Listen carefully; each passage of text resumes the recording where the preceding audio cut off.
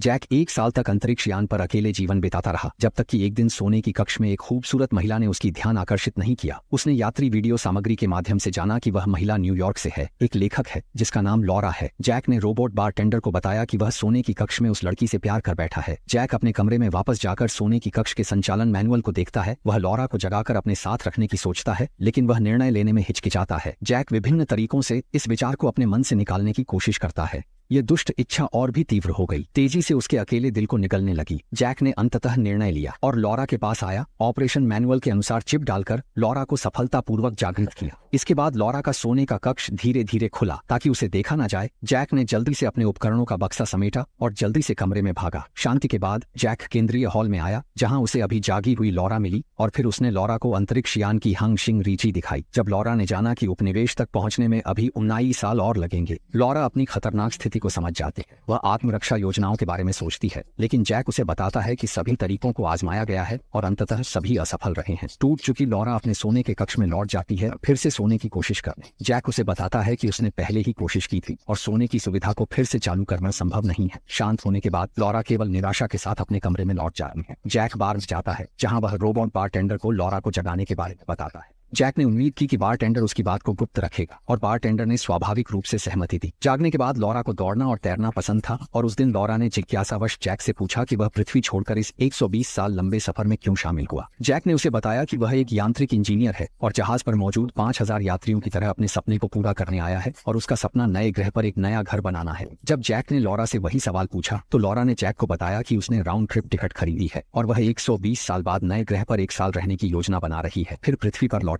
और इस अद्वितीय अनुभव को एक किताब में लिखेगी जो तब बहुत दिलचस्प होगी। जैसे ही उसने यह कहा, लॉरा ने इस क्षण की स्थिति को याद किया और चुप हो गई। जैक ने लॉरा को खुश करने के लिए उसे नाचने, बास्केटबॉल खेलने, बार में जाने और फिल्म देखने के लिए ले जाने का फैसला किया। एक साथ समय बिताने के दौरान दोनों के बीच अच्छी भावनाएं विकसित हुई। जैक ने एक कैमरा को संशोधित किया और रोबोट ने लॉरा को डिनर के लिए आमंत्रित करने के लिए एक निमंत्रण कार्ड लिखा, जिसे लॉरा ने खुशी खुशी स्वीकार कर लिया। जैक ने फॉर्मल ड्रेस पहनी जो उसे बहुत आकर्षक बना रही थी और लॉरा भी एक सुंदर गाउन पहनकर रेस्तरां आई। डिनर के बाद जैक ने लॉरा को अंतरिक्ष सूट पहनाया और दोनों ने शानदार तारों भरे आसमान के नीचे टहलना शुरू किया। इस समय लॉरा इस आदमी से पूरी तरह से प्रभावित हो गई और आगे की सभी चीजें स्वाभाविक रूप से घटित हुई। दोनों ने एक बहुत ही रोमांटिक रात बिताई। इसके बाद वे एक साथ दौड़ने लगे, एक साथ रात का खाना खाने लगे। जैक ने लॉरा की उपन्यास लॉरा को पढ़ते हुए रात के आसमान को देखा। इस तरह दो अनजान अंतरिक्ष यात्री ने अंतरिक्ष यान पर प्रेम का घोंसला बनाया और एक नए जीवन की शुरुआत की। लेकिन उन्हें यह नहीं पता था कि सुखद और मीठे जीवन के बाद अप्रत्याशित चुनौतियां आएंगी।